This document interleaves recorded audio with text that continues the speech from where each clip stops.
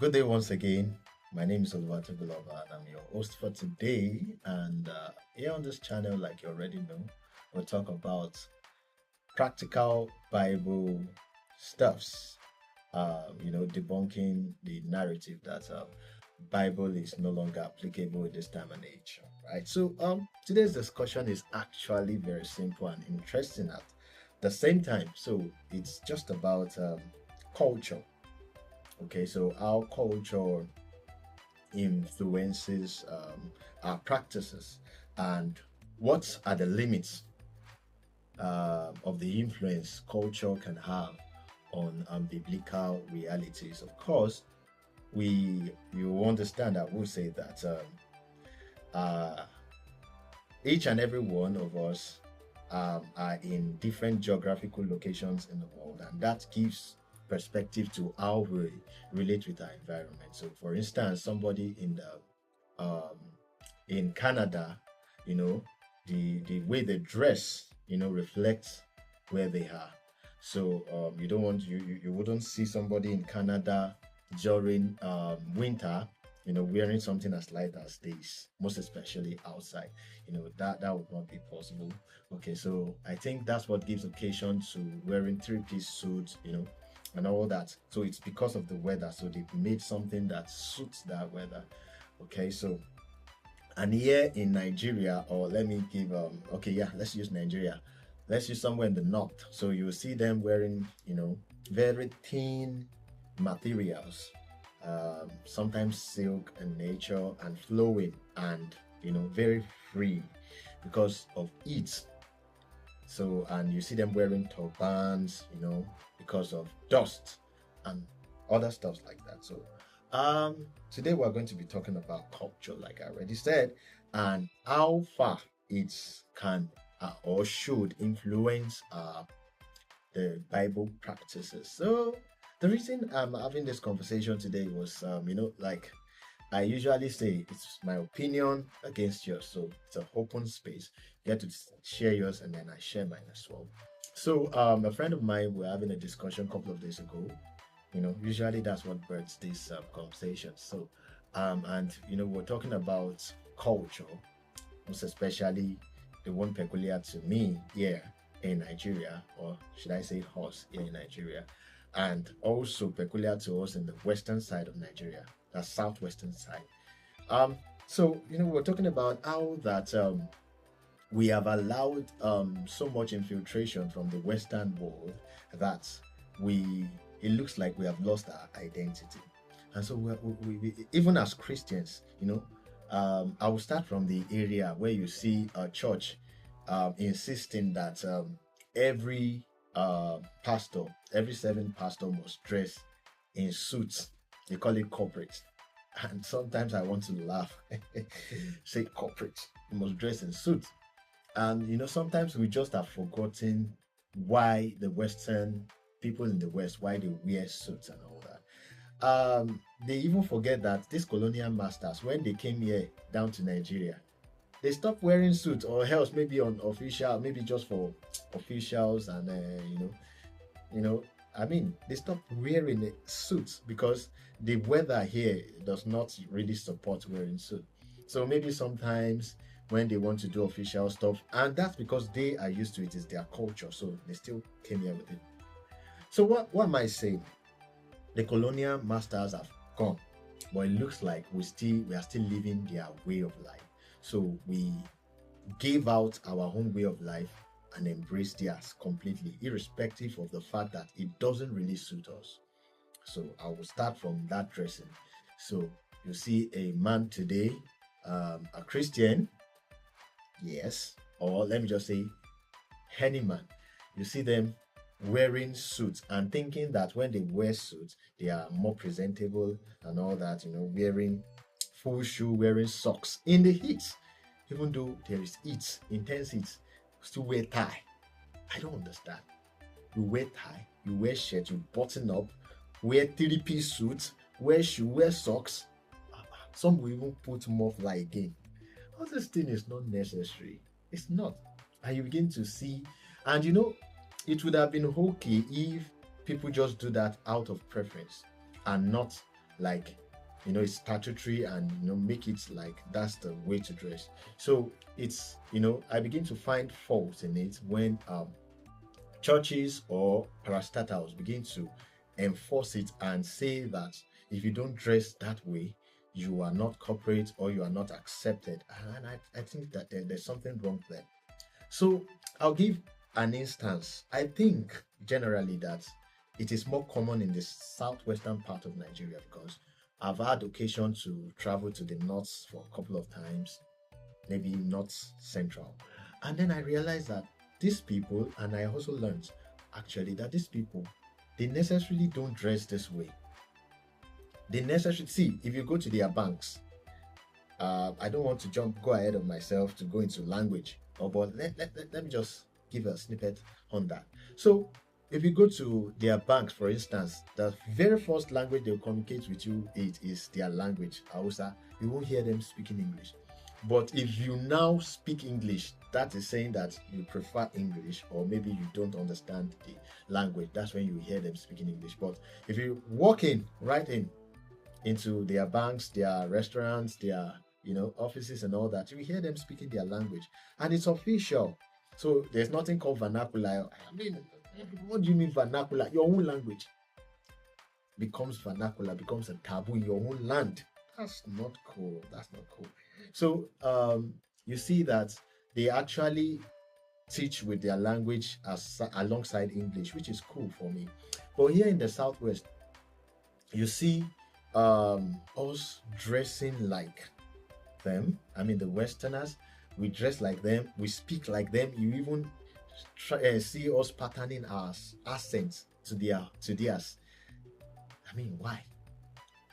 Somebody speaking, having Igbo accent, having Yoruba accent, they'll be like, it's local. As how now? I mean, I wonder.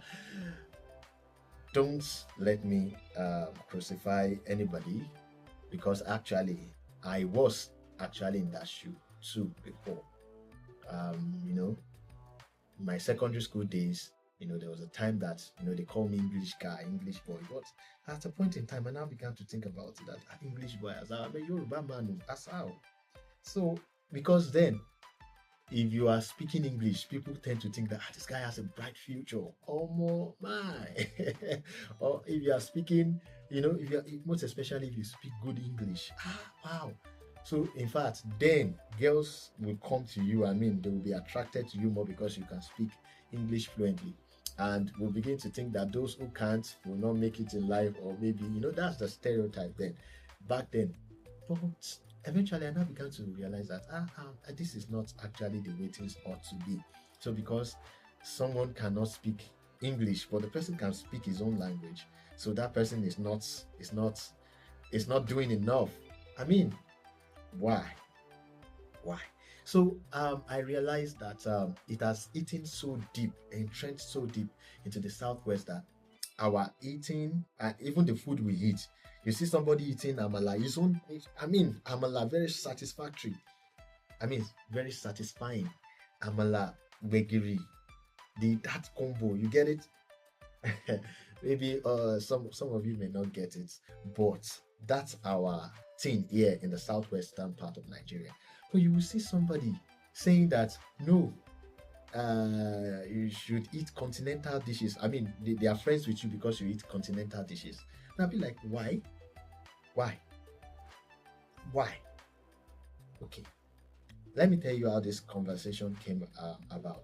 So we were having a conversation as regards eating in public. So I want to eat amala, for instance, in a restaurant, and I'm expected, like, for courtesy, I have to use spoon and fork and to eat amala. And I'm like, why?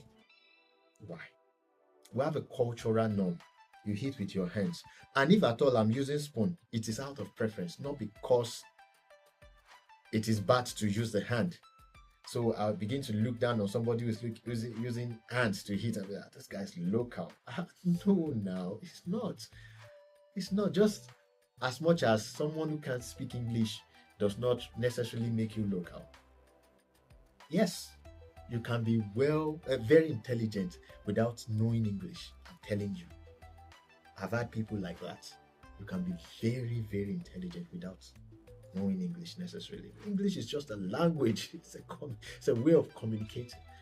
I mean, it's a means of communication.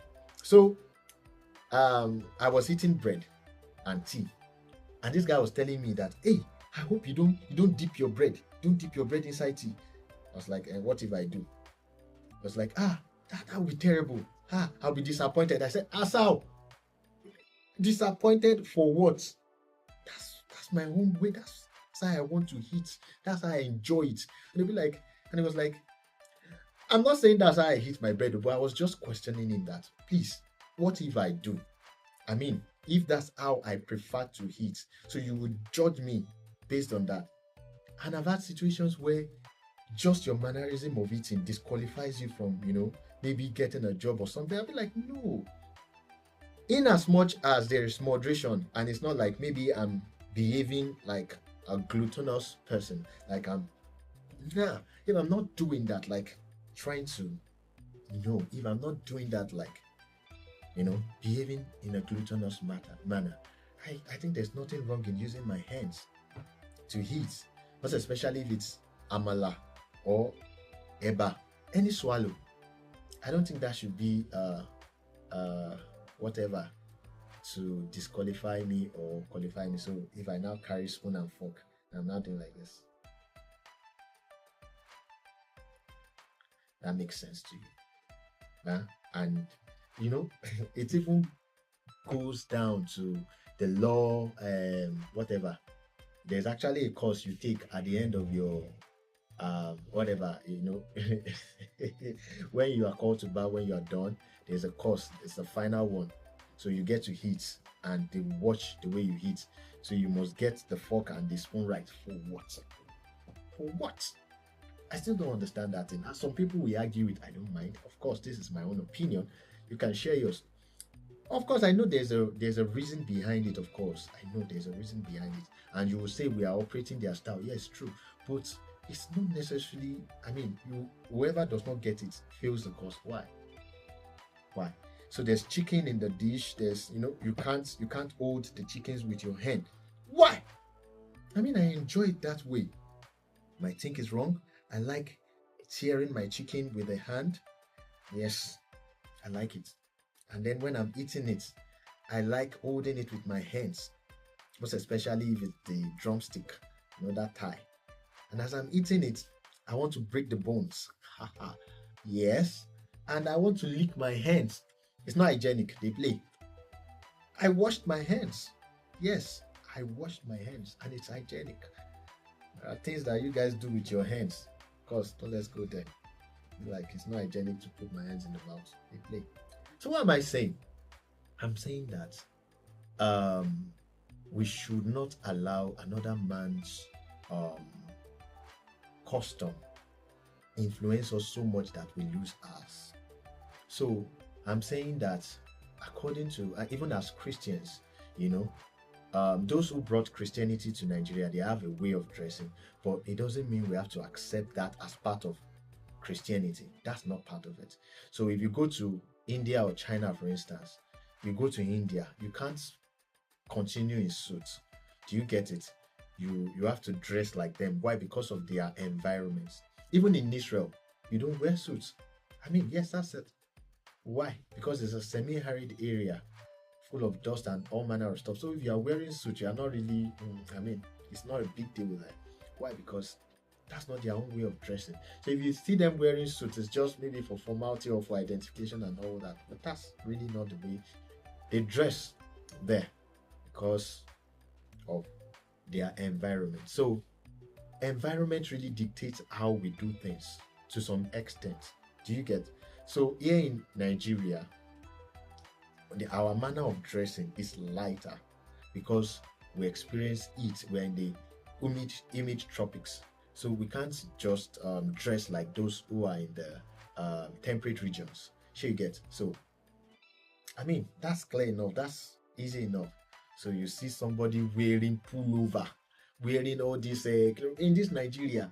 So now, of course, that would be understandable if you are doing that during the Harmattan or maybe during the extreme, the rainy season when it's very cold. So, what am I saying in essence? There's a limit to what we embrace. I mean, culturally. So, even in the scriptures, there are some intonation of culture, even in the scriptures. Of course, we understand it that it is cultural, not necessarily by instruction. Do you get it? So in Israel now, they wash their feet. Do we do that in Nigeria? And do we say it's a sin because we are not washing people's feet? No, it's not. It's not a sin. In the some part of the north, when you go from street to street, you will see some big containers. I don't know if they still do it, or you see some very big drum or a big container full of water. So you can, when you get there, maybe if you are, heated up, you can take some water and pour over your head, and that's real because of the intense heat they experience there. But here in the southwest, we don't do that. So if assuming they brought Christianity to us, that would have been featured in their own manner of doing stuff. And you might think it is like very necessary for us here. So I'll also give an example of Islam as a religion. Okay, you see them doing abolition. Do you know why they really do that? It's because that the area where this thing came from, it was from all these arid areas. That's where they usually experience sandstorm, and apart from that, moving from one place to another, you will have gathered dust. So when they want to pray, they want to clean up. So that's why they do ablution. They wash their hands, their different part of their body. They do it in Israel too. Yeah, they wash hands, they wash legs. Jesus did it. So that doesn't mean every other person has to do it. Here in Nigeria, there's nothing we are. In fact, some people, you see them coming out of AC, coming out of the car, they just finished bathing, they will still do ablution. So it's now like culture has been integrated into the religion, and it has been made statutory as though it is part of the religion itself, whereas it's actually not. Do you get it? So, to the extent that we dance in a way, if you see somebody doing cultural dance, you'll be like, this one is a local person. You're supposed to do break dance, do trendy dance. It's now that we're now embracing African dance. And I think we really need to do more of that. We are a peculiar people, peculiar in our own way of doing things. We should not allow other customs as though that's the approved custom, the one that God approved. English is not the language we speak in heaven. No, it's not. So some people can't even pray in Yoruba. You're a Yoruba person, you can't pray in Yoruba. Terrible, very terrible, I would say. Whatever your reasons are, I don't know, but I think it's terrible. You can't speak your language, you can't pray in your language, you think God does not understand your language. Okay, so there was a time, as I'm closing, there was a time that I only listened to English music. I'm telling you, not just English, foreign. If you check my playlist, that's all you see. And I thought I was, that was it. That was the way. You get it? And when somebody goes through my playlist, they will say, "Wow, wow." Well, eventually I began to reason, what's wow? It's just it's a preference. And eventually I began to, embrace more of indigenous music, and I realized that it even communicates to me more because it's my culture, it's my language, my people. You get? So we express things in a particular way. So I'm able to understand, when they say some qualities of God in Yoruba, in my language, I understand it better.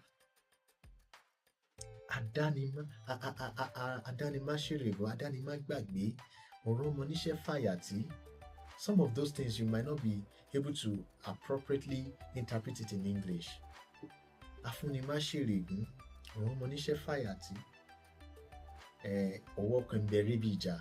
There are some sweet words, sweet eulogize. How do they say eulogy? And those very nice stuff they say in your language that resonates deeper with you because of the expression.